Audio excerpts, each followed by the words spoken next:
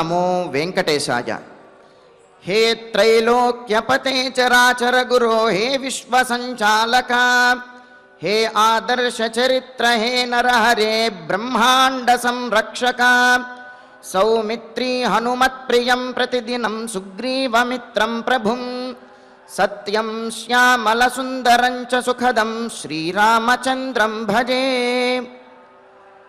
ఈ సమస్త చరాచర జగత్తునకు ఆధారభూతుడు, త్రిలోకాధిపతి, అభీష్టవరదుడు అయినటువంటి శ్రీరామచంద్రునకు నమస్కరిస్తూ తదభిన్న స్వరూపుడైనటువంటి ఆ శ్రీనివాసుని యొక్క దయా విశేషం చేత సమస్త మానవాళికి ధర్మ తత్పరతను సకల కార్యసిద్ధిని చేకూర్చాలన్నటువంటి సంకల్పంతో తిరుమల తిరుపతి దేవస్థానం వారు నిర్వహిస్తున్నటువంటి శ్రీమద్ రామాయణం అయోధ్యాకాండ ప్రవచన పారాయణ కార్యక్రమంలో నేటికి మనం 298వ రోజులోకి ప్రవేశించాం.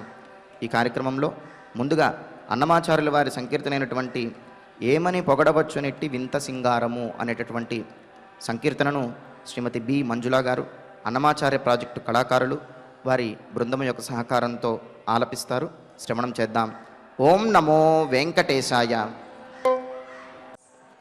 దివ్యమైనటువంటి సంకీర్తనను శ్రవణం చేశాం. ఇక ఇప్పుడు శ్రీ గురు ధ్యానపూర్వకంగా సంకల్పవాక్యాలను అందరము కలిసి పలుకుతూ ఈ కార్యక్రమాన్ని ప్రారంభం చేసుకుందాం. శ్రీ గురు ధ్యానం. గురుర్బ్రహ్మా గురుర్విష్ణు గురుర్దేవో మహేశ్వరః గురుః సాక్షాత్ పరం బ్రహ్మ తస్మై శ్రీ గురవే నమః. శ్రీనివాస ధ్యానం. శ్రీవేంకటాద్రినిలయః కమలాకాముకః పుమాన్ అభంగుర విభూతిర్నః తరంగయతు మంగళం. అథ సంకల్పః. శ్రీమదాదివరాహ క్షేత్రే విరాజమానస్య శ్రీపద్మావతీ జానే అఖిలాండకోటి బ్రహ్మాండ నాయకస్య శ్రీరామచంద్ర రూపాంతరస్య భగవతః శ్రీ వెంకటేశ్వర స్వామినః సన్నిధౌ హనుమత్ సీతా లక్ష్మణ భరత శత్రుఘ్న పరివార సమేత శ్రీరామచంద్ర పరబ్రహ్మణః పరిపూర్ణానుగ్రహేణ అస్మిన్ భువనే సమస్తాధివ్యాధీనాం నివారణార్థం భారతవర్షే విద్యా విత్త వాణిజ్య కృషి వైద్య వైజ్ఞానిక దేశరక్షణాది రంగేషు విద్యమానానాం ఆస్తిక మహాజనానాం సర్వేషాం సకుటుంబానాం ఆయురారోగ్యైశ్వర్య సద్బుద్ధి ఇత్యాది సర్వశుభఫలప్రాప్త్యర్థం ధర్మాచరణ ద్వారా శ్రీరామరాజ్యస్య పునర్వ్యవస్థాపనార్థం ఉద్యోగార్థినాం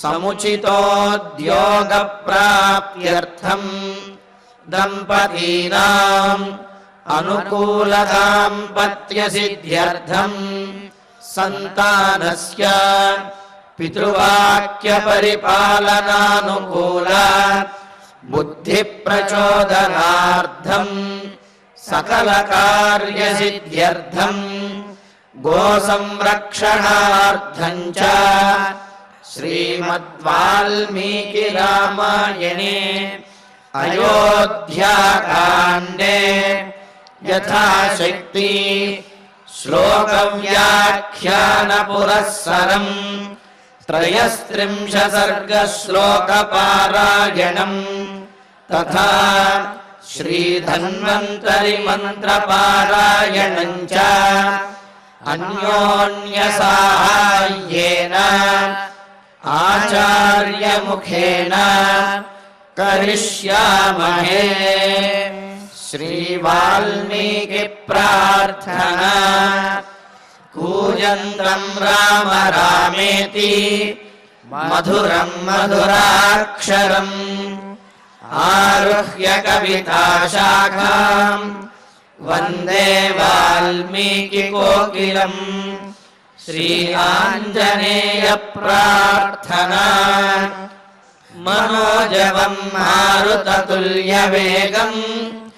జితేంద్రియం బుద్ధిమతాం వరిష్టం వాతాత్మజం వానరయూథముఖ్యం శ్రీరామదూతం శిరసా నమామి. శ్రీరామాయణ ప్రార్థనా. వాల్మీకిగిరి సంభూత రామసాగరగామిని పునాతి భువనం పుణ్యా రామాయణ మహానదీ. శ్రీరామ ప్రార్థనా. అయోధ్యాఖ్యేతు గుర్వర్ధే త్యక్త్వా రాజ్యం గిరౌ వసన్ పాదుకే భరతాయాదాత్ స రామః శరణం మమ. శ్రీరామచంద్ర పరబ్రహ్మణే నమః. అథ శ్రీమద్ రామాయణే ఆదికావ్యే అయోధ్యాకాండే త్రయస్త్రింశః సర్గః. శ్రీమన్నారాయణ చరణౌ శరణం ప్రపద్యే. శ్రీమతే నారాయణాయ నమః. శ్రీరామాయ నమః. వనం నగరమేవాస్తు येन गच्छति राघवः अस्माभिश्च परित्यक्तं पुरं సంపద్యతాం వనం.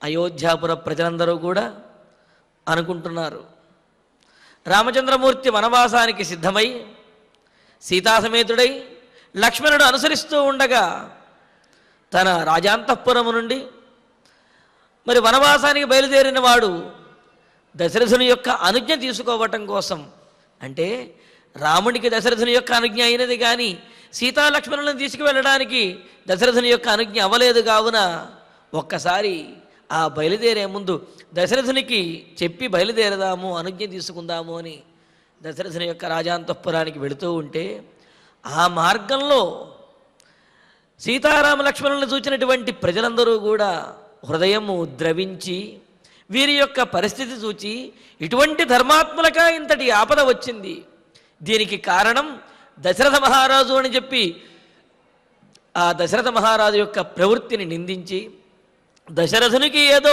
పిశాచం ఆవహించి ఉంటుంది, అందుకనే ఈ విధంగా తన ప్రియమైనటువంటి పుత్రుణ్ణి వనానికి పంపిస్తున్నాడు అని చెప్పి దశరథుడిని అన్న తర్వాత దీనంతటికీ కారణము కైకేయీ దేవి. కావున ఆమె ఈ రాజ్యాన్ని పరిపాలించుకొని మనం ఈ రాజ్యంలో ఉండవద్దు, రాముడు లేనటువంటి రాజ్యంలో మనం ఉండలేము, ఎందుకు అంటే మన ప్రాణంతో సమానమైనటువంటి వాడు రాముడు అని అంటూ మనం విడిచి వెళ్ళిపోయిన తర్వాత, మనం రాముడితో కలిసి అడవికి వెళ్ళిపోయిన తర్వాత ఇక్కడ ఉండేటటువంటి నిధి నిక్షేపాలన్నీ కూడా కొన్ని మనం తీసుకువెళతాము, కొన్ని ఎవరో తవ్వుకుని వెళ్ళిపోతారు. తద్వారా ఈ అయోధ్య నగరం దగ్గర ఇళ్ల వద్దంతా కూడా గుంటలు పడిపోయి ఎత్తుపల్లాలుగా ఉంటుంది. అలాగే నిలువ చేసినటువంటి కొన్ని పదార్థాలు తీసుకువెళ్ళగా కొన్ని పదార్థాలు చిందరవందరగా ఆ ఇళ్ల దగ్గర పడి ఉంటాయి. మరి ఆ మిగిలినటువంటి వారిని రక్షణ లేనటువంటి చోట ఎవరో ఒకళ్ళు తీసుకువెళతారు. కావున ఎవరో ఒకళ్ళు మిగిలినటువంటి వాటిని దోచుకు వెళ్ళిపోతారు. ఇంకా ఇక్కడ దేవతార్చనలు కానీ నిత్యాగ్నిహోత్రములు కానీ లేకపోతే నిత్యకర్మానుష్ఠానములు కానీ ఏ ఇంట్లోనూ కూడా ఉండవు. ఎందుకు అంటే అన్నిళ్ళు ఖాళీ, అన్ని గృహములు కూడా ఖాళీ అయిపోతాయి. కావున అటువంటివేమీ ఉండవు. అలాగే దుమ్ము ధూళి వీటితోటి ఆవరించబడి దైవిక శక్తి లోపించినటువంటిదై పిశాచములకు నిలయమై ఉంటూ మరి అప్పటి వరకు కూడా బయటకు రానటువంటి క్షుద్ర జంతువులు ఏవైతే ఉంటాయో ఎలుకలు మొదలైనవన్నీ కూడా ఆ ఇళ్లలో స్వైర విహారం చేస్తూ ఉంటాయి. కరువు కాటకములు వచ్చినప్పుడు శత్రువులతో యుద్ధం చేసి ఆ యుద్ధంలో నష్టపోయినప్పుడు ఏ విధంగా అయితే రాజ్యములు చిందరవందరగాను క్షామంతో కూడినట్లుగా ఉంటాయో అదేవిధంగా మనందరము వెళ్ళిపోయిన తర్వాత ఈ అయోధ్య నగరము అంత దారుణంగా ఉంటుంది. పగిలిపోయినటువంటి కుండ పెంకులతోటి, అదేవిధంగా పొయ్యి వెలిగించినటువంటి ఇళ్లతోటి, ఆ ధూమములు కానీ యజ్ఞములు కానీ జరిగినటువంటి ఇళ్లతోటి, పాడుబడిపోయినటువంటి ఇళ్లతోటి ఈ అయోధ్య నగరము శోభ కోల్పోతుంది. మనందరము కూడా రాముడితో కలిసే వనవాసానికి వెళ్ళిపోదాం. మనందరం వెళ్ళిపోతే ఏమవుతుంది?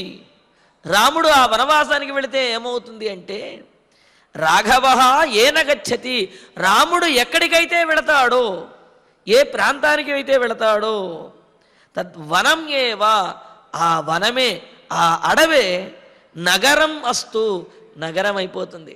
నగరం అంటే ఏమిటి? ఊరంటే ఏమిటి? రాజ్యం అంటే ఏమిటి? ఎక్కడైతే ప్రజలు సుఖంగా సంతోషంగా ఆనందంగా జీవితం గడుపుతారో, ఏదైతే ప్రజలకు నివాస యోగ్యముగా ఉంటుందో దానినే రాజ్యము, నగరము, ఊరు అని అన్నారు. మరి రాముడు ఉండేటటువంటి ప్రదేశమే మనందరికీ నివాసయోగ్యం కావున రాముడు అడవికి వెళితే అదే నివాసయోగ్యం అవుతుంది, తద్వారా అదే నగరం అవుతుంది.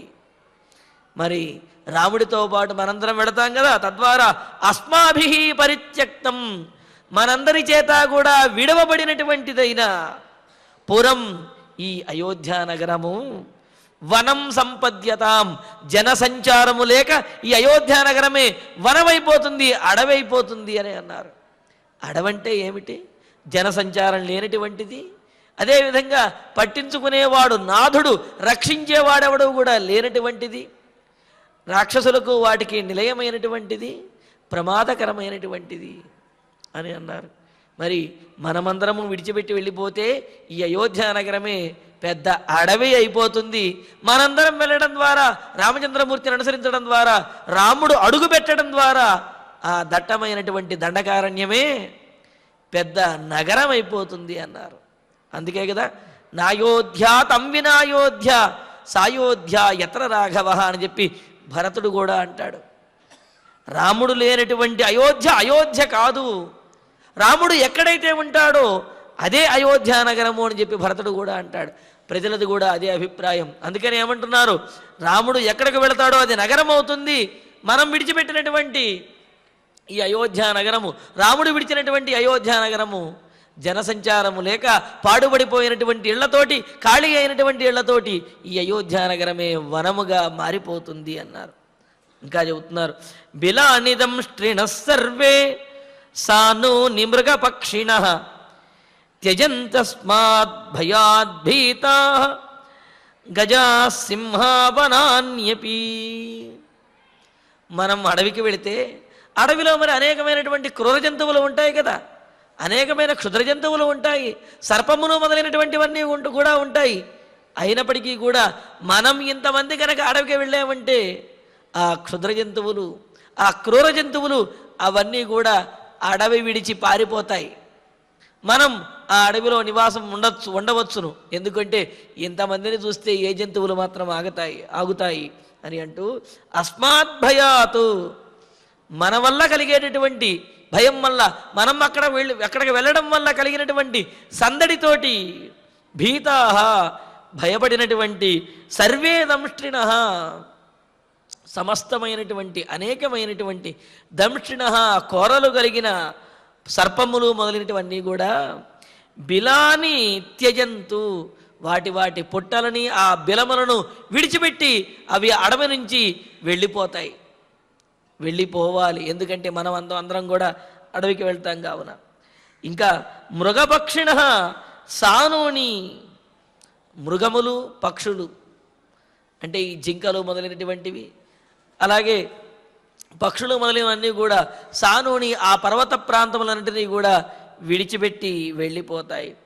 గజాహ సింహాహ వనాని అపి త్యజంతు, మరి అక్కడ ఉండే పెద్ద పెద్ద జంతువులు, క్రూర జంతువులు ఏవైతే ఉన్నాయో, పెద్ద జంతువుల ఏనుగులు, అలాగే ఈ సింహములు, పులులు మొదలైనటువంటి క్రూర జంతువులు ఇవన్నీ కూడా మనందరం మనలో ప్రవేశించేటప్పటికీ మనల్ని చూసి భయపడినటువంటివై ఆ క్రూర జంతువులు, పెద్ద పెద్ద జంతువులన్నీ కూడా వనమును, అడవిని విడిచి వెళ్ళిపోవాలి, అడవిని విడిచి వెళ్ళిపోతాయి.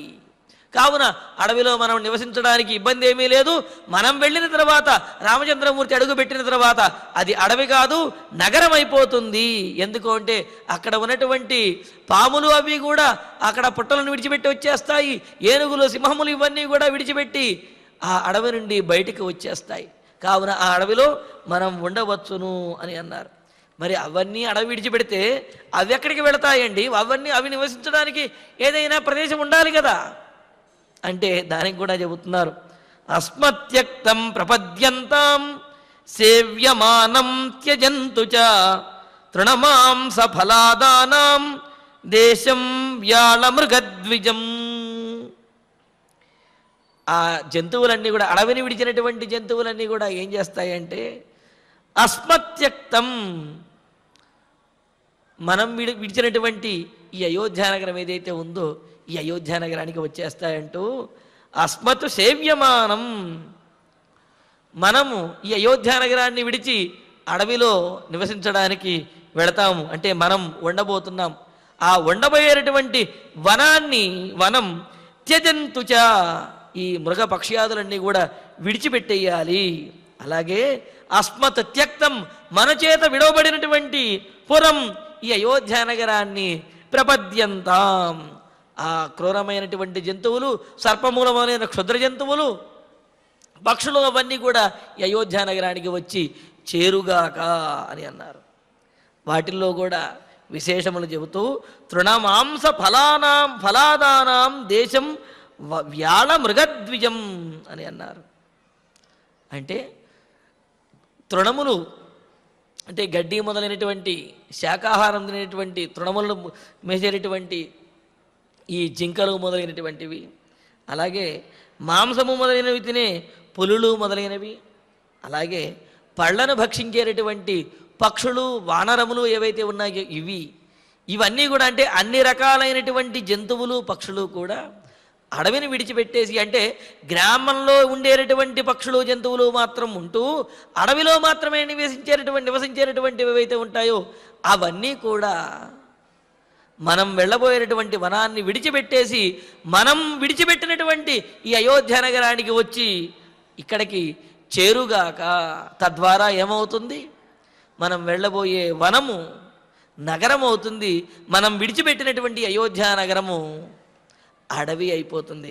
అటువంటి ఈ అడవిని ప్రపద్యంతాం హి కైకేయీ సపుత్రా సహ బాంధవై రాఘవేణ వనే సర్వే సహవత్స్యామ నిర్వృతా. ఈ విధంగా శాకాహార జంతువులు, మాంసాహార జంతువులు, అలాగే ఫలాహారమును గ్రహించేటటువంటి పక్షులు, జంతువులు ఇవన్నీ కూడా ఆ వనాన్ని విడిచిపెట్టేసి ఈ అయోధ్యానగరం మీదకి వచ్చి ఇక్కడ అవి జీవిస్తూ ఈ అయోధ్యానగరాన్ని వనం కారడవి చెయ్యగా, అటువంటి దేశం ఈ అయోధ్యానగరమును కైకేయి సపుత్ర బాంధవై సహ ప్రపద్యతాం. కైకేయీ దేవి, ఆమెకు సంబంధించినటువంటి వారు ఎవరైతే ఉన్నారో ఆమె యొక్క పుత్రుడు, అదేవిధంగా ఆమె యొక్క బంధువులు, వారందరితో కలిసి అడవైపోయేటటువంటి జనము లేనటువంటి ఈ రాజ్యాన్ని ప్రపద్యతాం పొందని, ఆమె ఈ రాజ్యాన్ని కట్టుకుపోని, ఈ రాజ్యాన్ని కైకేయీ దేవే పరిపాలించుకొని, ఎందుకు మనవరం కూడా ఇక్కడ ఉండం కదా, అడవి అయిపోయినటువంటి ఈ రాజ్యాన్ని కైకేయీ దేవే కట్టుకుపోనండి, ఆమె పరిపాలించుకోనండి. సర్వే రాఘవేణ సహా, మనందరము కూడా రామునితో పాటుగా వనే నిర్వృతాః వత్స్యామః, వనే అడవిలో నిర్వృతాః. చూడండి ఇక్కడ వాళ్ళ యొక్క ఉద్దేశ్యము సంతోషంగా, ఆనందంగా మనం గడపగలుగుతాము. నిర్వృత అంటే నిష్పత్తి అని అర్థం చెబుతారు. ఆనందాన్ని మనం అక్కడ మన నివాసములను ఏర్పాటు చేసుకుని ఆనందముగా మనం గడపగలుగుతాము అని.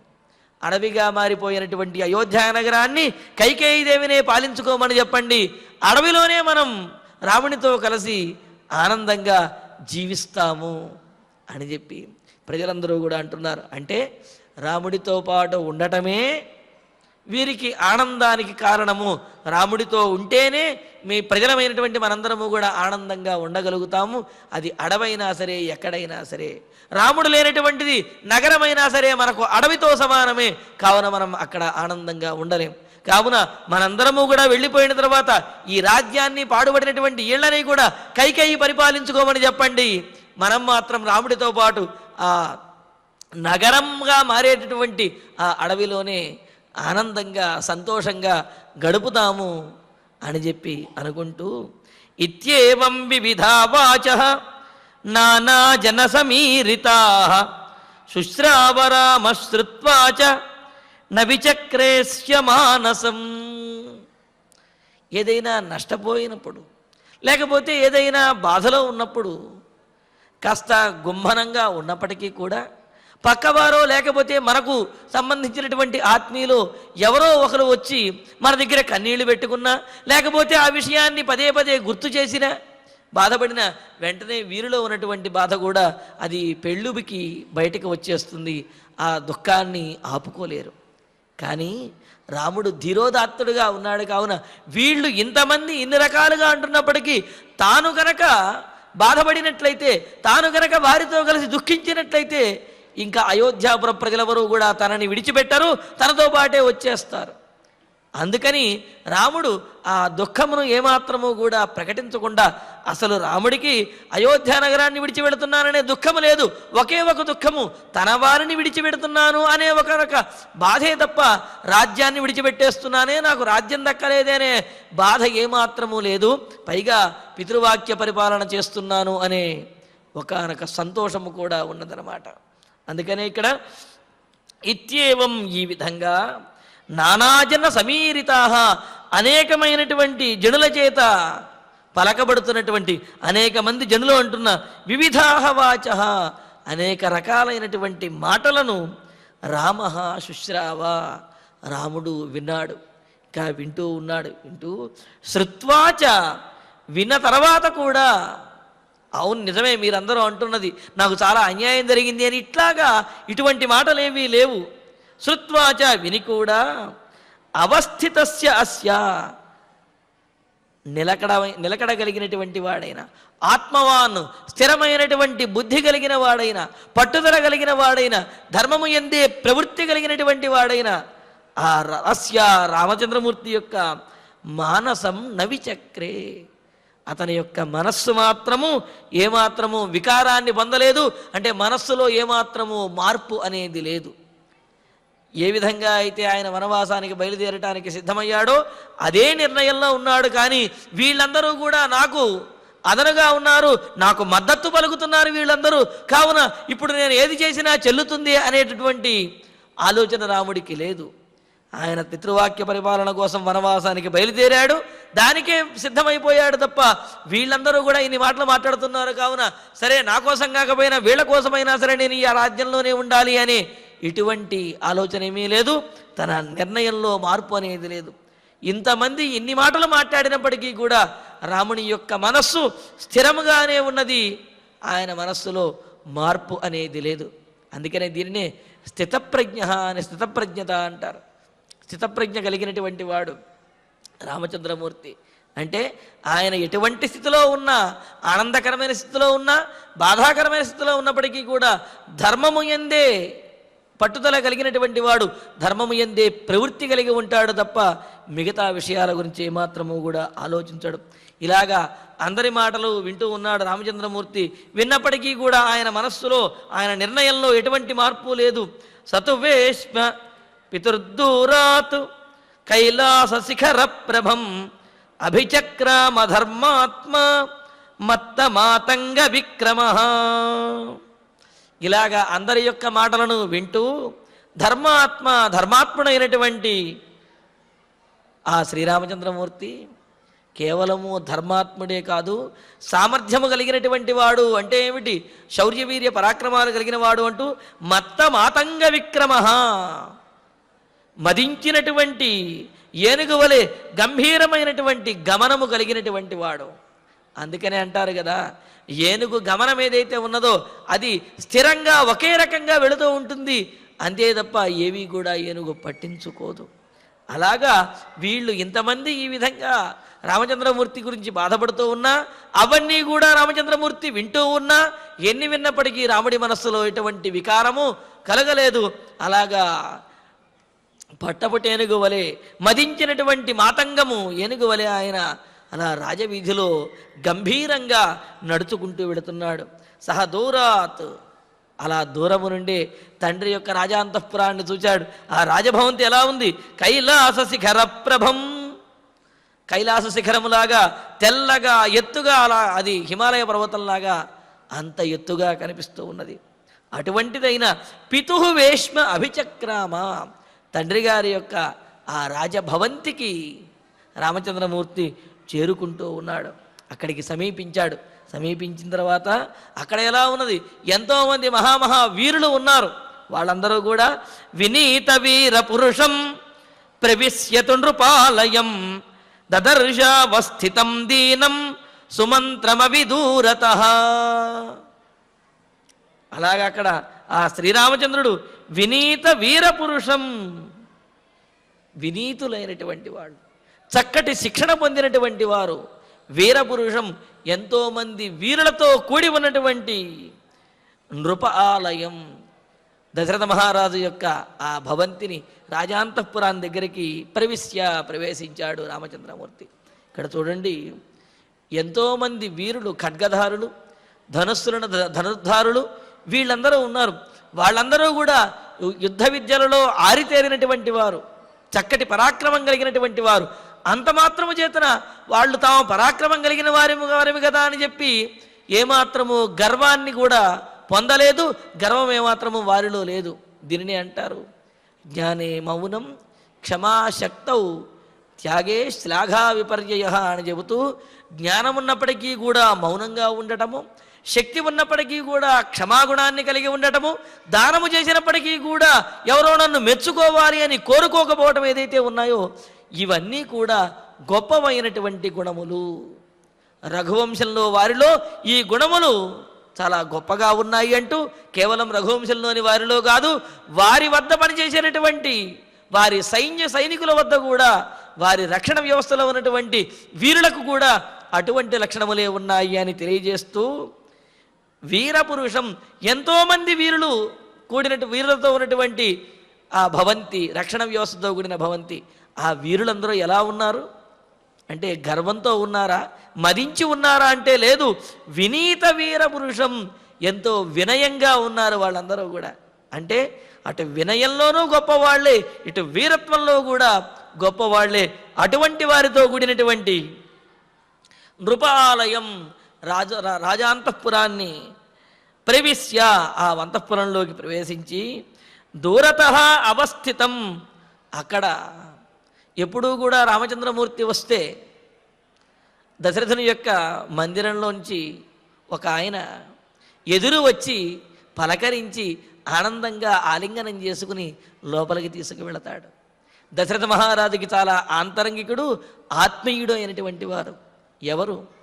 సుమంత్రుల వారు. అటువంటి సుమంత్రుల వారు రామచంద్రమూర్తి ఆ రాజాంతఃపురానికి, దశరథ మహారాజు యొక్క అంతఃపురానికి వచ్చినప్పటికీ కూడా ఆయన ఆనందంగా దగ్గరకు రాలేదు. ఓ మూల అక్కడ దూరంగా నుంచుని ఉన్నారు. దూరతః అవస్థితం, అక్కడ కొద్దిపాటి దూరంలో అలాగ బాధపడుతూ చేతులు కట్టుకుని నుంచుని ఉన్నాడు సుమంత్రుల వారు. దీనంగా తల వంచుకుని ఉన్నాడు. సుమంత్రం దదర్శ, అటువంటి సుమంత్రుల వారిని రామచంద్రమూర్తి చూశాడు. తండ్రి గారి యొక్క, దశరథ మహారాజు యొక్క రాజాంతఃపురం దగ్గరికి ప్రవేశించాడు. మరి తండ్రి గారి యొక్క ఆ మందిరంలోకి వెళ్ళాలి. ఆ మందిరం యొక్క ద్వారం దగ్గర అల్లంత దూరంలో సుమంత్రుల వారు దీనమైనటువంటి వదనంతో తలదించుకుని దుఃఖంతో కూడినటువంటి వాడై అక్కడ నిలుచని ఉన్నాడు. ఆ సుమంత్రుల వారిని రామచంద్రమూర్తి చూశాడు. ప్రతీక్షమాణోపి జనం తదార్తం అనార్త రూప ప్రహసన్నివాధ జగామ రామ పితరం దిదృక్షు పితుర్నిదేశం విధివచ్చికీర్షు.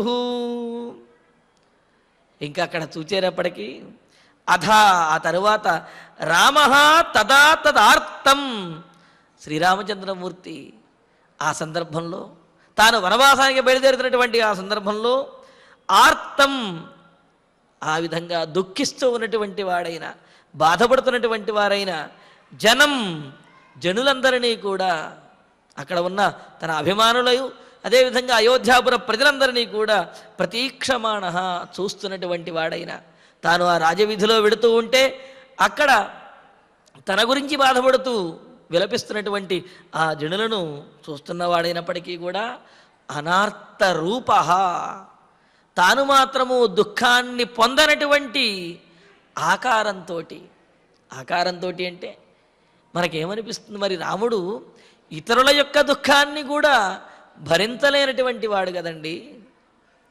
పైగా వారికి ఏదైనా సుఖం కలిగితే మాత్రం ఎక్కువగా ఆనందిస్తాడు, వారికి ఏమాత్రం కష్టం కలిగినా సరే ఏమాత్రం సహించలేడు అన్నారు కదా. మరి ఇంతమంది ఇంతగా మాట్లాడుతూ ఇంతగా బాధపడుతూ కన్నీరు మున్నీరుగా విలపిస్తూ ఉంటే రాముడు అలా గంభీరంగా నడుచుకుంటూ వచ్చేయటం ఏమిటి? మరి వాళ్ళ యొక్క దుఃఖం చూసి రాముడికి దుఃఖం కలగలేదా? రాముడి మనస్సు ద్రవించలేదా? అంటే అందుకోసమే చెబుతున్నాడు.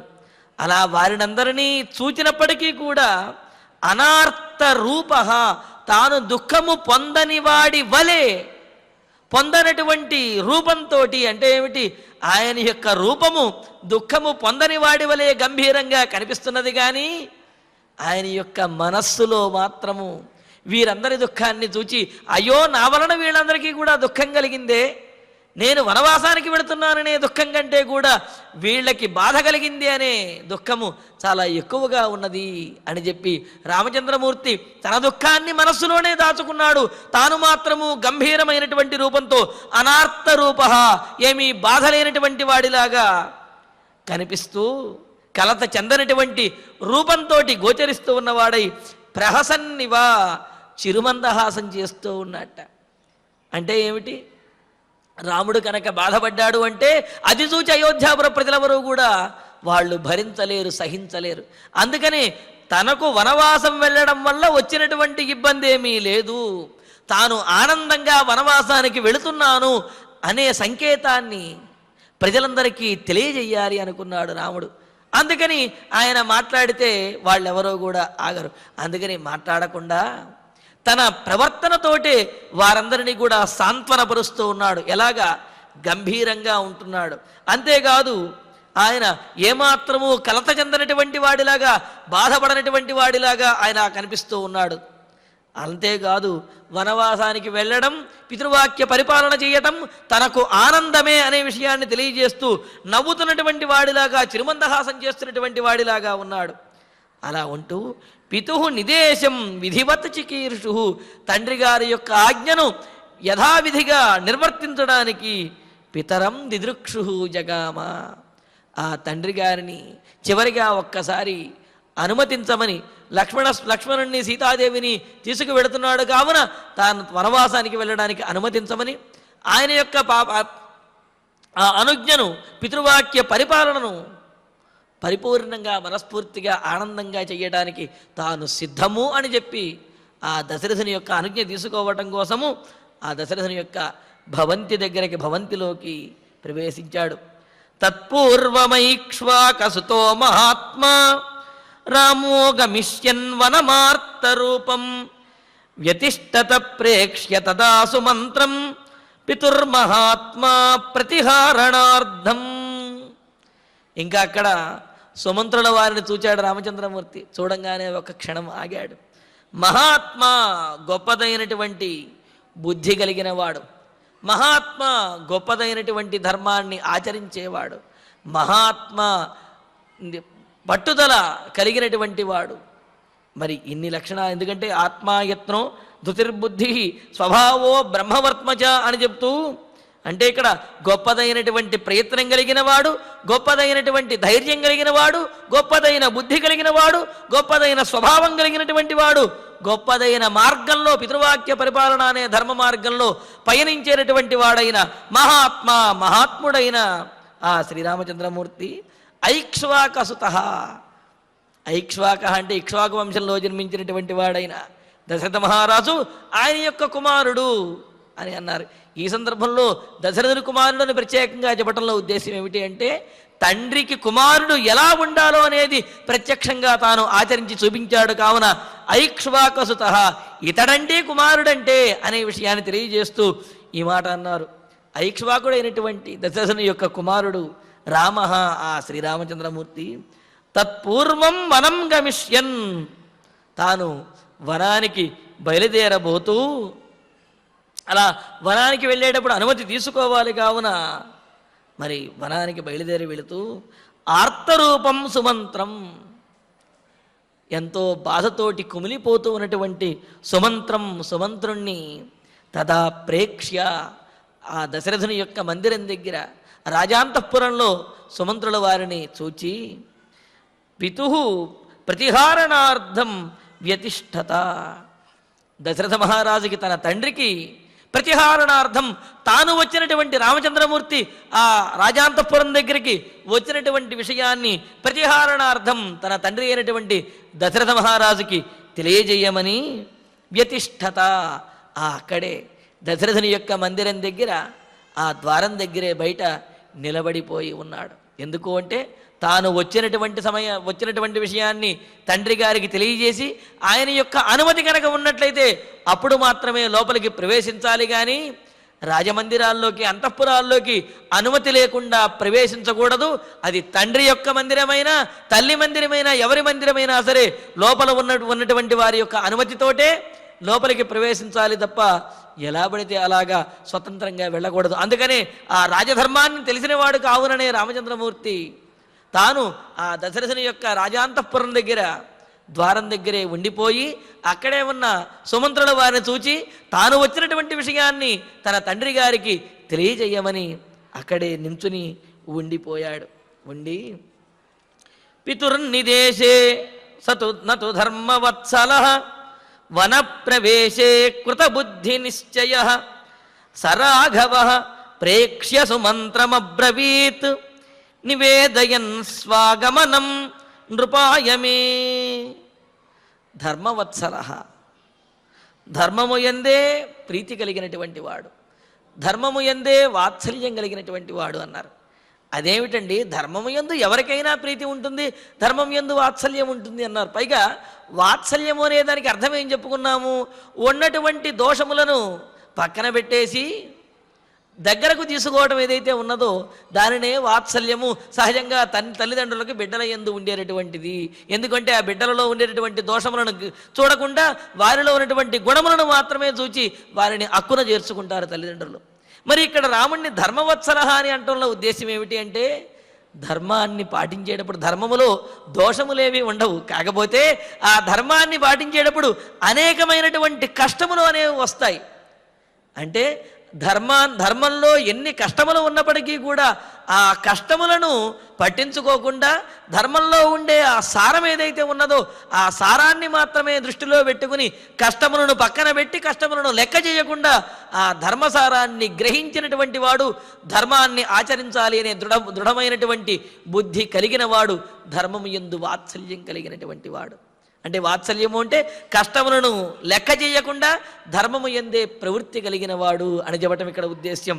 అందుకనే ధర్మము యందు ప్రీతి కలిగిన వాడైన సహా రాఘవ, ఆ రామచంద్రమూర్తి పితుః నిదేశేన, తండ్రి గారి యొక్క అనుజ్ఞతోటి వనప్రదేశే కృతబుద్ధి నిశ్చయ, వనానికి వెళ్ళడానికి, వనవాసం చేయడానికి కృతబుద్ధి నిశ్చయ, చేయబడినటువంటి బుద్ధి నిశ్చయం కలిగిన వాడై, సిద్ధమైనటువంటి నిర్ణయించుకున్నటువంటి బుద్ధి కలిగిన వాడై, స్థిరమైనటువంటి బుద్ధి కలిగిన వాడై సుమంత్రం ప్రేక్ష్య, మరి ఆ రాజాంతఃపురం దగ్గర దశరథుని యొక్క మందిరం దగ్గర సుమంత్రుల వారిని చూచి మే ఆగమనం నృపాయ నివేదయస్వ,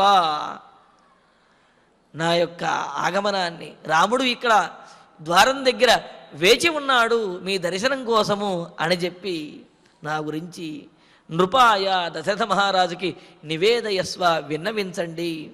నేను లోపలికి ప్రవేశించడానికి దశరథ మహారాజు యొక్క అనుమతిని ఇప్పించండి, వారి యొక్క అనుజ్ఞ అయినట్లయితే నేను లోపలికి ప్రవేశిస్తాను అని రామచంద్రమూర్తి ఎంతో వినయంగా సుమంత్రుల వారితో అంటున్నాడు.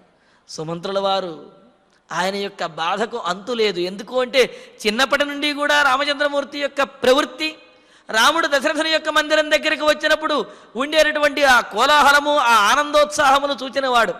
ఎలా ఉండేది?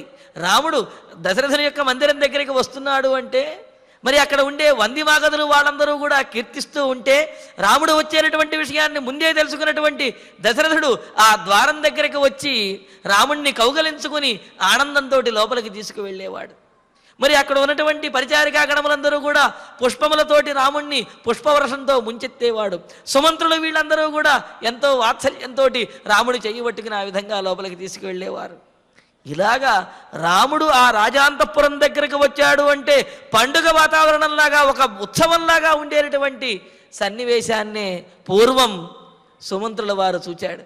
కానీ ఇప్పుడు రామచంద్రమూర్తి అలాగ రాజవీధిలో నడుచుకుంటూ ఒక సామాన్యుడిలాగా దశరథుని యొక్క రాజాంతఃపురం దగ్గరికి వచ్చి, మేము వచ్చినటువంటి విషయాన్ని మా తండ్రి గారికి తెలియజేసి వారు గనక అనుమతించినట్లయితే లోపలికి ప్రవేశిస్తాము, కావున స్వామి మీరు వెళ్ళి లోపల మా తండ్రి గారికి మేము వచ్చినటువంటి విషయాన్ని తెలియజేయండి అని చెప్పి రామచంద్రమూర్తి సుమంత్రుల వారిని అడుగుతూ ఉంటే సుమంత్రుని యొక్క దుఃఖానికి అంతులేదు. అయినప్పటికీ కూడా మరి రాముడు చెప్పినటువంటి మాట వినాలి. అందుకని సుమంత్రుల వారు దుఃఖపడుతూనే ఆ లోపలికి వెళ్ళి దశరథునికి రామచంద్రమూర్తి సీతాలక్ష్మణ సమేతుడై వచ్చినటువంటి విషయాన్ని తెలియజేస్తాడు. మరి అలా తెలియజేసిన తర్వాత సీతారామ లక్ష్మణులు దశరథుని దగ్గరికి వెళ్ళి ఏ విధంగా ఆయన యొక్క అనుమతి తీసుకున్నారు, దశరథుడు ఎలాగ అనుమతి ఇచ్చాడు, మరి రాముడికే వనవాసం చేయవలసి ఉండగా లక్ష్మణుడు సీత బయలుదేరినప్పుడు మరి వారి విషయంలో ఏం మాట్లాడాడు, ఈ విశేషాలన్నీ కూడా తరువాతి ప్రవచనంలో తెలుసుకుందాము. పితుర్నిదేశే నతు ధర్మవత్సలః వన ప్రదేశే కృతబుద్ధి నిశ్చయః సరాఘవ ప్రేక్ష్య సుమంత్రమబ్రవీత్ నివేదయస్వాగమనం నృపాయమే. ఇప్పుడు ఆచార్యుల వారి ద్వారా శ్లోకాలను పారాయణ చేసుకుందాము. వనం వనం నగరమేవాస్తు నగరమేవాస్తు ఏన గచ్చతి రాఘవః అస్మాభిశ్చ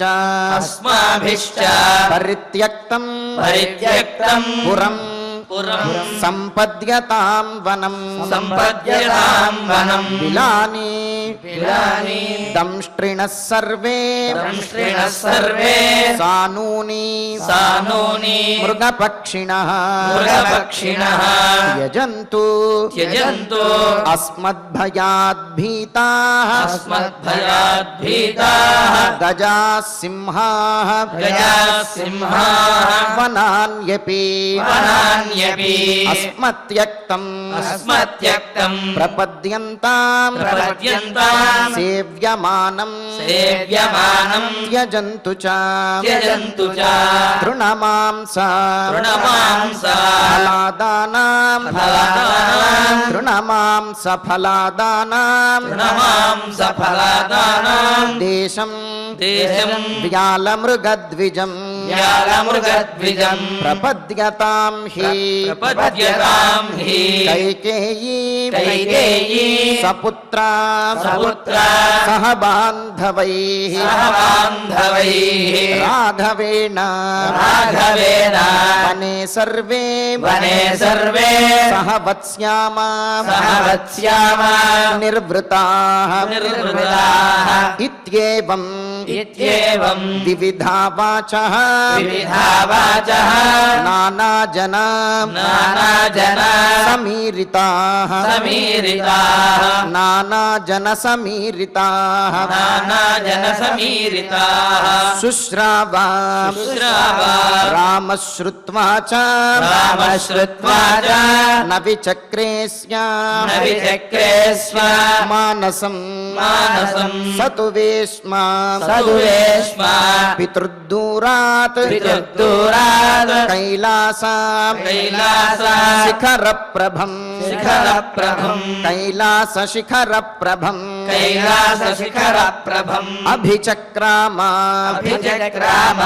ధర్మాత్మా ధర్మాత్మా మత్తమాతంగ మత్తమాతంగ విక్రమః విక్రమః మత్తమాతంగ విక్రమః మత్తమాతంగ విక్రమః వినీత వినీత వీరపురుషం వీరపురుషం వినీత వీరపురుషం వినీత వీరపురుషం ప్రవిశ్యతు ప్రవిశ్యతు నృపాలయం నృపాలయం దదర్శ దదర్శ అవస్థితం దీనం అవస్థితం దీనం సుమంత్రం సుమంత్రం అవిదూరతః అవిదూరతః ప్రతీక్షమాణోపి ప్రతీక్షమాణోపి జనం తదార్థం జనం తదార్థం అనార్తరూపః అనార్తరూపః ప్రహసన్నివాథ ప్రహసన్నివాథ జగామ రామః జగామ రామః పితరం దిదృక్షుః పితరం దిదృక్షుః పితుర్నిదేశం పితుర్నిదేశం విధివచ్చికీర్షుః విధివచ్చికీర్షుః తత్పూర్వం తత్పూర్వం ఐక్ష్వాకసుతో మహాత్మా ఐక్ష్వాకసుతో మహాత్మా రామో గమిష్యన్ రామో గమిష్యన్ వనమార్తరూపం వనమార్తరూపం యతిష్ఠత ప్రేక్ష్య యతిష్ఠత ప్రేక్ష్య తదా సుమంత్రం తదా సుమంత్రం పితుర్మహాత్మా పితుర్మహాత్మా ప్రతిహారణార్థం ప్రతిహారణార్థం పితుర్నిదేశేన తు పితుర్నిదేశేన తు ధర్మవత్సలః ధర్మవత్సలః వనప్రవేశే వనప్రవేశే కృతబుద్ధినిశ్చయః కృతబుద్ధినిశ్చయః స రాఘవః ప్రేక్ష్య రాఘవః ప్రేక్ష్య సుమంత్రమబ్రవీత్ సుమంత్రమబ్రవీత్ నివేదయస్వ నివేదయస్వ ఆగమనం నృపాయ మే ఆగమనం నృపాయ మే పితృర్నిదేశేన తు ధర్మవత్సలః పితుర్నిదేశేన తు ధర్మవత్సలః వనప్రవేశే కృతబుద్ధినిశ్చయః వనప్రవేశే కృతబుద్ధినిశ్చయః స రాఘవః ప్రేక్ష్య సుమంత్రమబ్రవీత్ స రాఘవః ప్రేక్ష్య సుమంత్రమబ్రవీత్ నివేదయస్వాగమనం నృపాయ మే నివేదయస్వాగమనం నృపాయ మే ఇత్యార్షే ఇత్యార్షే శ్రీమద్ రామాయణే శ్రీమద్ రామాయణే ఆదికావ్యే ఆదికావ్యే అయోధ్యాకాండే అయోధ్యాకాండే త్రయస్త్రింశः సర్గः త్రయస్త్రింశः సర్గः ఫలశ్రుతి నుండి మంగళాంతం వరకు అందరము కలిసి పఠిద్దాం. ఫలశ్రుతి ఆయుష్యమారోగ్యకరం యశస్యం సౌభ్రాతృకం బుద్ధికరం సుఖం చ శ్రోతవ్యమేతన్నియమేన సద్భిః ఆఖ్యానమోజస్కర వృద్ధికామైః శ్రీరామచంద్ర పరబ్రహ్మణే నమః. అథ ధన్వంతరి ధ్యానం అచ్యుతానంద గోవింద విష్ణో నారాయణామృత రోగాన్మే నాశయశేషాన్ ఆశు ధన్వంతరే హరే ఆరోగ్యం దీర్ఘమాయుష్యం బలం తేజోధియం శ్రియం స్వభక్తేభ్యో ను గృహంతం వందే ధన్వంతరిం హరిం ధన్వంతరేరిమం శ్లోకం భక్త్యా నిత్యం పఠంతి యే అనారోగ్యం న తేషాం స్యాత్ సుఖం జీవంతి తే చిరం. ఓం నమో భగవతే వాసుదేవాయ ధన్వంతరయే అమృత కలశహస్తాయ వజ్రజలౌకహస్తాయ సర్వామయ వినాశనాయ త్రైలోక్యనాథాయ మహావిష్ణవే స్వాహా. ఓం వాసుదేవాయ విద్మహే సుధాహస్తాయ ధీమహి తన్నో ధన్వంతరి ప్రచోదయాత్.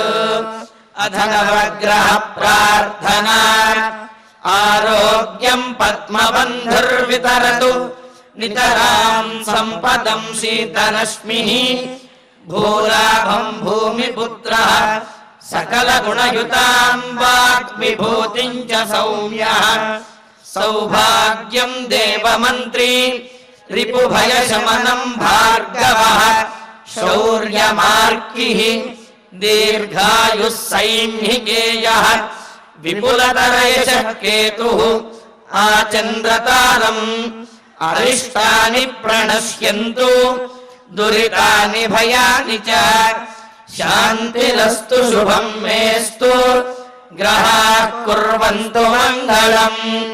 అథ క్షమా ప్రార్థనా యదక్షరపదభ్రష్టం మాత్రాహీనం చ యద్భవేత్ తత్సర్వం క్షమ్యతాం దేవ నారాయణ నమోస్తుతే. అథ భగవత్ సమర్పణం కాయేన వాచా మనసేంద్రియైర్వా బుద్ధ్యాత్మనా వా ప్రకృతే స్వభావాద్ కరోమి యద్యత్ సకలం పరస్మై నారాయణాయేతి సమర్పయామి. అథ మంగళం శ్రియః కాంతాయ కళ్యాణ నిధయేర్ధినాం శ్రీవేంకటనివాసాయ శ్రీనివాసాయ మంగళం. స్వామి బోధానంద గోసేవ ఆశ్రమం సైథాపూర్. జ్యోతిష్యం వాస్తుశాస్త్రం మన పూర్వీకులు మనకిచ్చిన వరం. దుర్గాదేవి కాలభైరవ ఉపాసనతో వాక్సిద్ధి పొందిన శ్రీ శ్రీ బోధానందగిరి స్వామివారు మీకు ఎలాంటి సమస్యలున్నా, వాటిలో ముఖ్యంగా ధన నష్టం, ఆరోగ్య నష్టం, భార్యాభర్తల మధ్య గొడవలు, ప్రేమించుకున్న వారు దూరం అవడం, ఎన్ని సంబంధాలు వచ్చినా పెళ్లి ముడి పడకపోవడం, రోడ్డు ప్రమాదాలు, అప్పుల బాధలు, వ్యవసాయంలో నష్టాలు, పెద్దల మాట పిల్లలు వినకపోవడం, ఆరోగ్య శాంతి, గృహశాంతి, మనశ్శాంతి లేకపోవడం, ఇలాంటి సమస్యలు ఉన్నట్లయితే ఒక్కసారి స్వామీజీని కలవండి. మీ సమస్యలకు తగిన పరిష్కారాన్ని పొందండి. అంతేకాక అన్ని రకాల వ్యాధులకు గోపంచకవ్య మరియు మూలికా వైద్యం చేయబడును. నమ్మకంతో రండి, ఆయురారోగ్యాలతో వర్ధిల్లండి. మా అడ్రస్ స్వామి బోధానంద గోసేవ ఆశ్రమం సైథాపూర్, వీరభద్ర స్వామి గుడి దగ్గర, యాదగిరిగుట్ట. సంప్రదించవలసిన నెంబర్ 9849213754 మరియు 9618034138.